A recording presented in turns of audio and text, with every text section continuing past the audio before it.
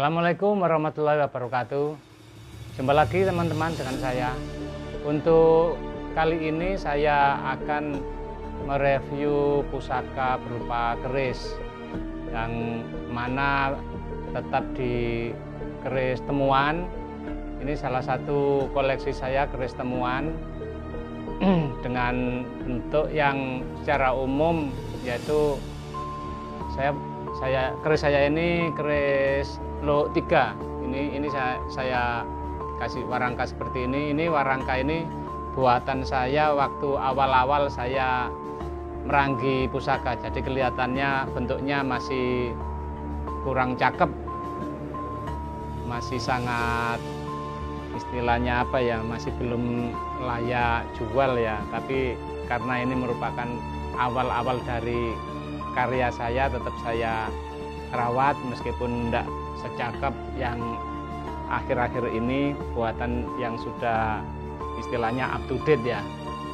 Ini pusaka ini saya kasih handle semacam kayak mungkin kayak resi atau apa ini ya. Ini handle buatan teman-teman Madura mungkin. Ini saya dapatkan di pameran pusaka beberapa tahun yang lalu di Kediri. Saya dapatkan handle ini, sangat bagus sekali. Jadi kelihatan hidup, kelihatan 4 dimensinya sangat bagus sekali. Meskipun ini handle baru, tapi sangat cakep. Untuk mendaknya ini juga mendak temuan. Cuman memang bukan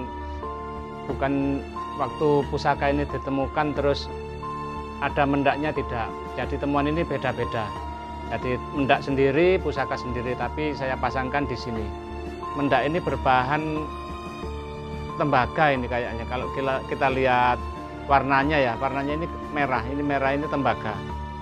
Dengan motif yang kayak bunga-bunga, terus ini berjajar ini kayak mungkin semacam kayak buah ataupun calon bunga mungkin ya, dijajar kayak gini, terus diperapat di tengah-tengahnya, juga di bagian bawah juga seperti itu.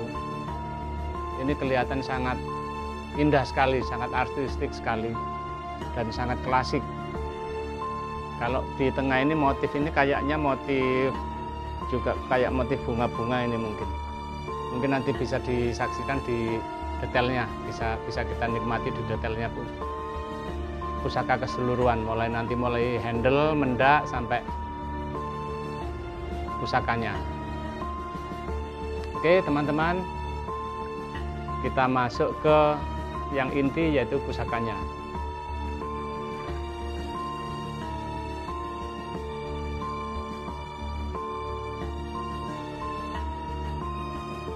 Ini pusaka ini jangkung pudak Sategal. Karena Lo 3 ada pudak Sategalnya depan dan belakang. Terus untuk greneng, dan ini kembang kacangnya ini, sekar kacangnya ini juga ada grenengnya. Nah ini uniknya ini untuk kembang kacang ini sangat mepet sekali dengan kandik. Jadi kayaknya ini mungkin bisa dikatakan bungkem ya, kembang kacangnya ini bungkem. Kalau bungkem mungkin secara filosofi itu untuk membungkem atau membuat sesuatu diam, tidak ada perlawanan atau tidak ada gejolak, biar semua menjadikan tenang karena ada pembungkem. Misalnya dalam suatu wilayah atau suatu waktu tertentu ada masalah, begitu yang pegang pusaka ini, membawa pusaka ini, semuanya akan menjadi reda, tenang karena ada pembungkem. Nah ini mungkin secara filosofi dari gandik bungkem. Nah, untuk gonjo, nah ini sangat uniknya sekali. Biasanya ini sering kita jumpai di pusaka-pusaka Tangguh Sepuh, termasuk Tangguh Singosari. Sirah cecaknya di ujung ini kayak ada semacam gerigi. Biasanya ada 3 atau 2. Ini gerigi ini ada 3, ini 4 malahan, 4 sama yang paling bagian bawah sendiri geriginya ini. Meskipun di Tanggo-Tanggo Singosari sering kita temui dengan bentuk sirah cecak yang ujung sirah cecak ini ada semacam kayak bergeriginya kayak gini, tapi tidak semua Tanggo Singosari bergerigi seperti ini. Ini termasuk sangat unik dan sangat langka dengan bentuk yang bergerigi seperti ini. Mungkin kalau dulu mengisyaratkan si pemegang atau mengisyaratkan tentang keampuhan pusaka, mungkin ya seperti itu mungkin. Dan ini tempat lipatnya kelihatan sekali, mulai kalau kita lihat di Konjo ini lapis-lapisnya ini ribuan. Dan kondisi yang seperti ini tergolong masih lumayan, meskipun ada beberapa kita temui ya korosi alam ya seperti inilah. Ini juga berpamor, tapi ini kayaknya pamornya ini hanya pamor merupakan semuncul-munculnya karena tempat lipat, karena beribu-ribu tempat lipat terus tengah dikasih selorok terus munculnya seperti ini. Kalau tentang ukuran, ini masih ukuran normal. Ukuran normal artinya ini panjang pusaka ini 38 cm pernah saya ukur, tapi kelihatan besar gagah karena wilanya ini lebar. Mulai dari sini, mulai dari sor-soran ini lebar terus sampai ke atas gini.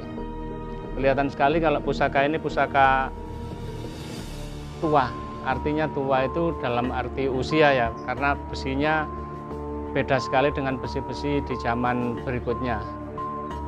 Ini saya koleksi ini sudah bertahun-tahun, karena kemarin baru saya bersihkan. Saya kok pengen mereview pusaka ini, dan ada beberapa patinasi yang belum saya hilangkan karena memang sulit, karena kelihatannya membatu patinasinya kayak mengkristal gitu ya, jadi sulit sekali. Jadi saya harus bersabar, nanti ini kena minyak mungkin berapa tahun akan bersih kalau sudah waktunya dibersihkan. Kalau kita paksakan nanti kita malah bisa merusak wilahnya, mengurangi besinya, dan malah tidak cakep. Jadi kita buat santai aja untuk pembersihan yang seperti ini. Untuk tuah maupun secara filosofi dari pusaka Luk Tiga itu semacam kayak kalau kita mau menuntut suatu ilmu itu kita dipegangi dengan pusaka Luk Tiga, yaitu jangkung. Karena kita artinya jangkung itu jinangkung, diayomi, dilindungi. Jadi antara pusaka ini dapurnya juga termasuk pamornya sangat sinkron sekali, karena pamornya ini tergolong pamor yang wengkon ya, tapi ya semuncul-munculnya. Jadi ini mengarah ke perlindungan. Dan tidak semua pusaka-pusaka Singosari berbudak sategal, ada yang tidak berbudak sategal. Ada yang berbudak sategal yang seperti ini, ada yang budak sategalnya lebih masuk ke dalam untuk bagian sini. Ini lebih masuk ke dalam, tapi ini masih lugas. Bentuk budak sategalnya ini masih lugas. Dan kalau kita amati secara seksama, mungkin daerah sosoran ini untuk daerah sekar kacang dan juga ada jenggotnya atas, dan budak sategal ini semacam kayak bentuk kepala gajah atau apa gitu ya.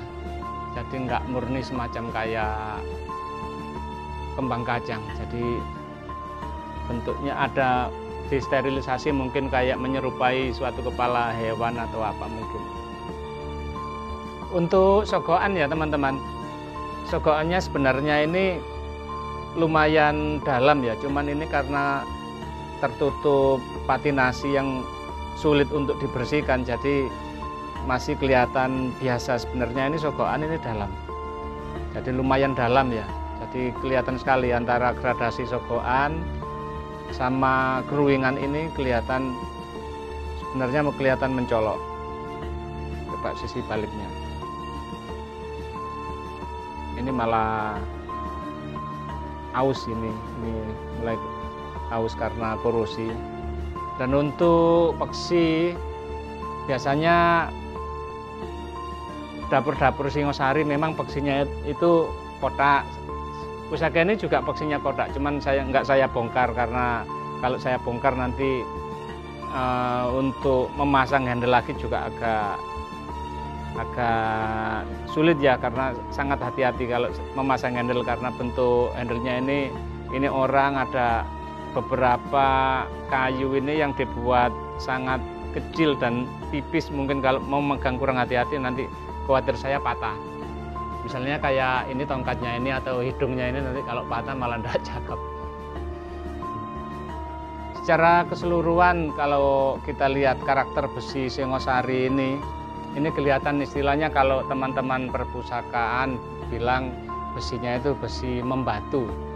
Sebenarnya bukan besi itu menjadi batu, itu bukan. Jadi secara tampilan karena saking padatnya, saking matangnya tempaan, dan mungkin secara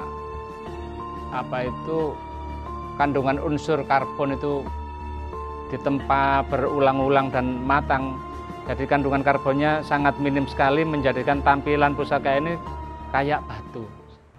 Jadi bukan istilahnya membatu, itu bukan, jadi tampilan seperti batu, seperti itu.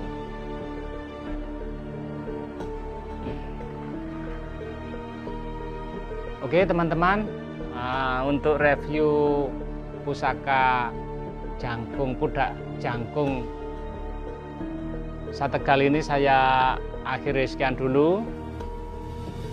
Mungkin dari beberapa tampilan pusaka ini ada yang menjadikan suatu inspirasi buat teman-teman, menjadikan semakin mencintai budaya leluhur kita.